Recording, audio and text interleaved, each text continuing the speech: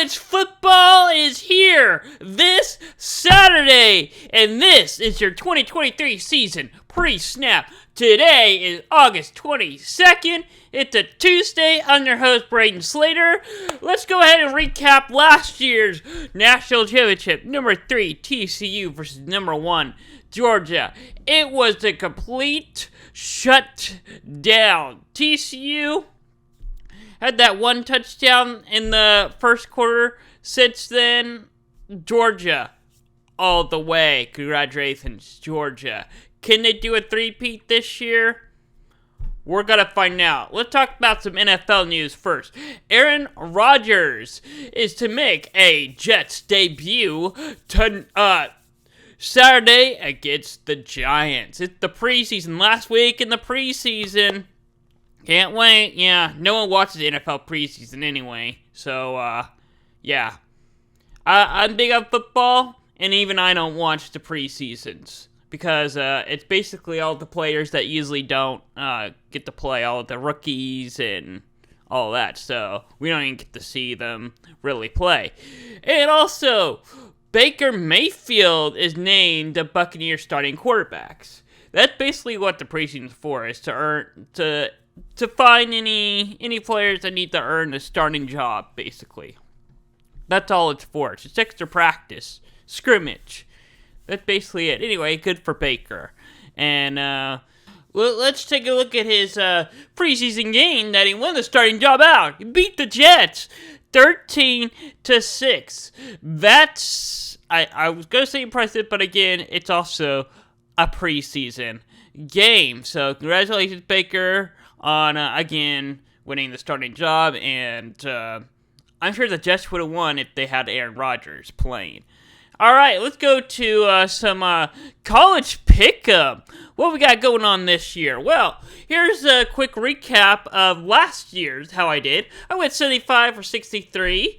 Not bad. I mean, I could do better. My best week was, I got 43 points. My worst week, 13 points. That was probably the worst I've ever done, that week 13. That's probably the lowest I've ever gotten. Week 6, I gotta say, I think that's pretty high. That's about as high, around as high as I can get. I don't think I've ever been over 50 yet. Maybe. I don't know. But yeah, it pick new college football season. So it actually starts week 1. So I actually won't be doing this segment next week to recap week 0, but yeah. Anyway, here's the history throughout my history. 2020, COVID year, the most upset you've ever seen. 52-46. That was a crazy year. I think I give respect that reason why I did so poorly that year, and yet I still had a winning record. 2021, the best year I've ever had, 80 for 50, and yet, if you look at 2021, 2022, the points are really close, even though I got, well, actually, I got a lot more points, but the records are pretty close in the 2 previous years. I'm hoping I could do a lot better than that this year, but we're about to find out. How would I do against the spread?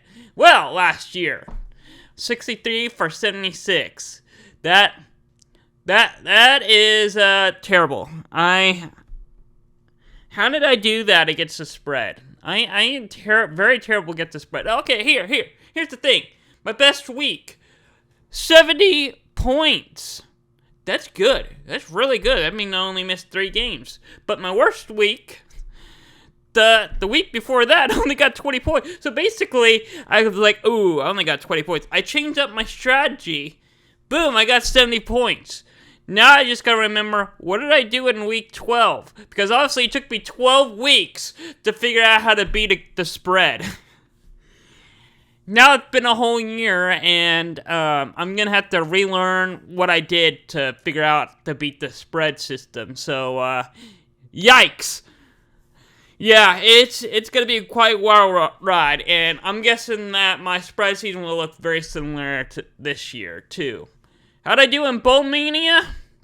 Well, I went 17 for 26. Not my best year. I'll go over history a little bit. The spread with Pick'em, 13 for 30. Ooh, yeah, that's an ouch. That is a really big ouch, and I went 16 for 20. I am terrible. Okay, I'm really good at Pick'em during the season. Bowl Mania, I don't know, I'm terrible. I actually do better with the spread for some weird reason. I don't know why.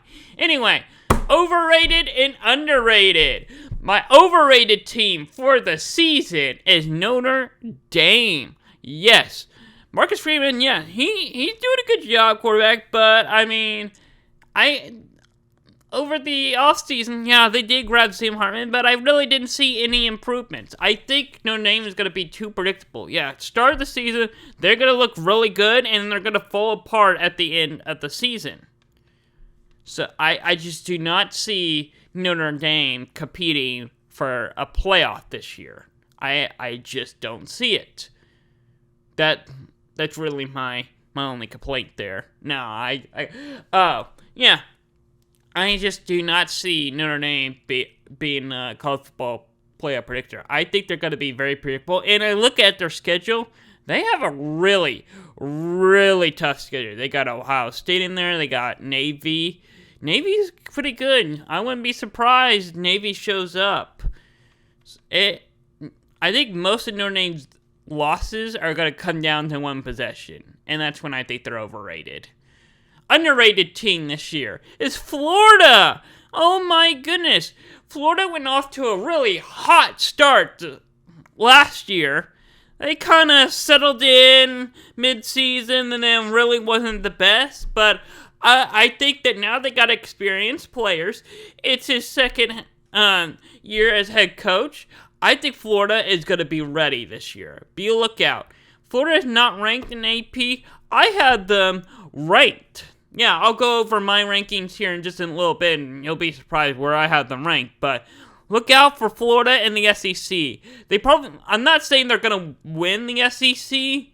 I'm just saying they're going to knock off some big-time teams in the SEC in their schedule coming this season. So, if your team's playing Florida this year, you're on upset alert. Yes, you are. Alright, well, I got some not really breaking news, but headlines for college football. Alright, Michigan has self-imposed a 3-game ban for Jim Harbaugh. Okay, so the NCAA has suspended Jim Harbaugh for 4 games during the COVID years of illegal recruiting. Well, I actually talked about this on a Slate Report podcast a couple of weeks back, and you can go back and watch that show. You can see the card right now. But I gotta say, I don't know why, and Michigan's like, no, we're gonna do our own ban. We're gonna make it 3 games. You seen their schedule? Their first 4 games are cupcakes. I mean, their 4th game's Rutgers, but I think they're gonna win that game easy, knowing that the roster they have. But, I mean, come on. Really? Yeah. I mean, they can handle 4 games without Jim Harbaugh. No, are they afraid that without Jim Harbaugh, they're going to lose to Rutgers? Seriously. Are you kidding me? Anyway, college football is back in 4 days. It's getting close. It's almost football season. This Saturday, we got Navy and Notre Dame, the first game of the season. 1:30 NBC, and it's gonna be an Ireland classic. Ooh, yeah, Dulane. I think I pronounced that name correctly. I'm not sure. If I did, I'm sorry. Anyway, my preseason rankings. Let's go over it. This is, if you haven't seen my Slate Report podcast, you're seeing my preseason rankings for the first time. Anyway, Number 21, I have Wisconsin. 22, Tulane. I have Washington at 23, and North Carolina 24, and Troy. Yes, Troy at 25. Tulane and Troy are my two Group of 5 schools to look out this season. It's gonna be quite. And I'm gonna say this. This is my preseason ranking, not based on what they are right now. What I think it will look like when the season is over. Basically, I'm predicting the final rankings. Anyway, 16, I have Texas. Notre Dame at 17. See, I got Notre Dame in Texas this slow. Texas, I also think it's overrated. USC, I also think it's overrated. Iowa, I got them at 19. And Oregon State at 20. I actually think that, yeah. So, basically, I have Texas, Notre Dame, and USC kinda, I know they're higher ranked than people. I have them kinda having, they'll start their season off strong, and then they'll fall apart and lose to teams that they should have won, or lose a couple of close games and they'll fall apart late in the season. That's my prediction right there. Number 11 is Utah at the top of the pack. Yeah, Pac-12 is the best team, Utah, for me, and they're not even in the top 10. Again, like I mentioned, I got Florida at 12, Oregon at 13, Kansas State at 14, and Texas A&M at 15. Yes, A&M will actually finish the season ranked this year. I think that will happen. I don't think they're not the number one recruiting class anymore. Nope, that's last year. I think they're gonna have the season that everyone thinks they're gonna have. I hope they. I mean, I would love to meet them again, but I also would like to have some success for them. Anyway, number 7, I have Michigan. Number 8, I have Oklahoma. Number 9 is Tennessee. LSU is 10. Here's the big shocker for all of you. Yes, I know that OU is what didn't finish the season ranked last year, and then starting the season you had them ranked? What? Yeah, I know, but again, like, I'm predicting what they'll be. I know that OU is going to be number 20 in the AP rankings, and when the season ends, they're going to work their way up. I'm not saying they're going to be a playoff contender, but look out, they could finish in the top 10 this year. All right, who's going to be in the playoffs? My prediction for the second straight year, I have Ohio State number 1 in my preseason rankings. For the third straight year, Ohio State's been number 1 at some point. Florida State, I have them at number 2.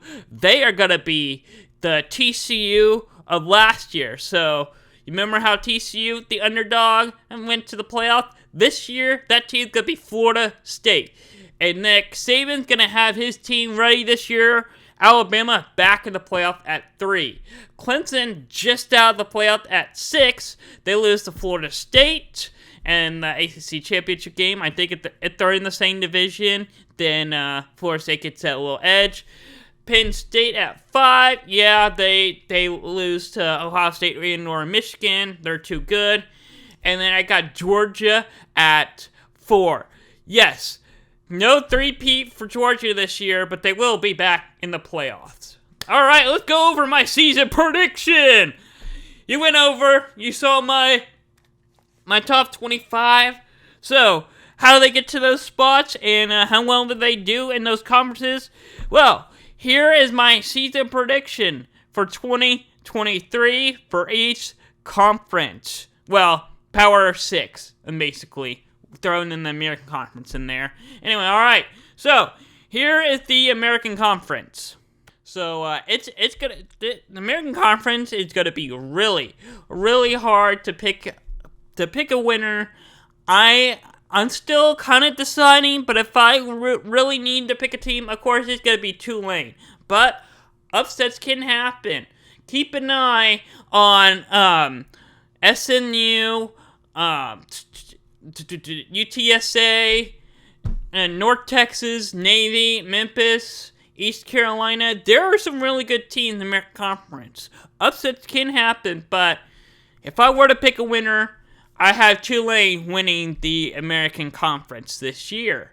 Now, the ACC, I mean, you already heard me earlier saying I have Florida State winning the ACC earlier. So go ahead, put my my little pin, my little pick thing up on Florida State. Yep, there we go. But who are they going to face in the American Conference? The ACC. They're going to be playing Clemson likely, but keep an eye on Miami. Oh, yeah.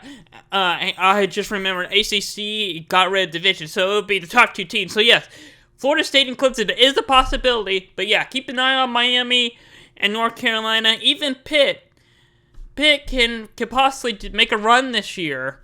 But I think Florida State would be the likely winner in the ACC. The Big 12 is going to be really a challenge. Any one of these teams, except for Kansas, now I think about it, in the past year, I usually leave Kansas out, but Kansas, I still leave them out of winning the Big 12, but they're improving. They're slowly getting better. They actually just improved the new stadium. Can't wait to see it. Not new stadium, but renovations. I think based on seeing the renders, I think they should rename it to the Birdcage. Anyway, I have OU, Texas, Big 12 championship game last 2 times during the Big 12, and I think they're going to get there the right way, and I have OU winning the Big 12. The Big 10 this time looking pretty interesting because I got Indiana, Michigan, Penn State, and Ohio State all in the top of the Big 10. Even Iowa. Iowa's actually really good too, but I mean, for the 3rd straight year, I have Ohio State winning the Big 10. Yes, I know they haven't done it there, but I actually think this is Ohio State's season. This is the season Ohio State wins the Big 10, goes to the college football playoff, and actually goes to national championship. Are they going to win? I mean, are they going to beat Florida State or Alabama? I don't know if they can win the whole thing, but they will definitely. I'm saying this. They're going to be in the national championship game this year. They will be there. The Pac-12. The last year of the Pac-12. It's going to be interesting. Teams are going to put up fights. Oregon State, Colorado, UCLA, USC, Utah, Washington. They're all up in there. It's going to be quite a season, but I got Utah surprising people this year. Not many people are picking Utah to win the Pac-12 this year, but I got Utah going back-to-back in the Pac-12, which is actually really hard to do, and I think they're capable of doing that. And then the SEC, the final conference I'm talking about, but I got one little special thing coming up. This one is actually easy for me. Nick Saban, yes, he's won the SEC last year, but they're looking for revenge. They want back in the playoff. They want to beat Georgia so badly that they're going to dominate college football this year. Yes, they're going to win the SEC, back in the playoffs, likely be in the national championship against Ohio State. I think they'll have the ability to take down Florida State, but Alabama, Florida State, I want to see that game in the playoffs. That's going to be a really fun game. And then in the Independence Conference, I know that none of them are going to play each other, but if I were to pick, obviously Notre Dame is winning out of these 4. Duh. There's no discussion here. Notre Dame's for sure winner in the Independence. Also, which one of these 4 do you think should join a conference? Notre Dame. Yeah, I don't even know why we even have Independence. Join a conference. Come on.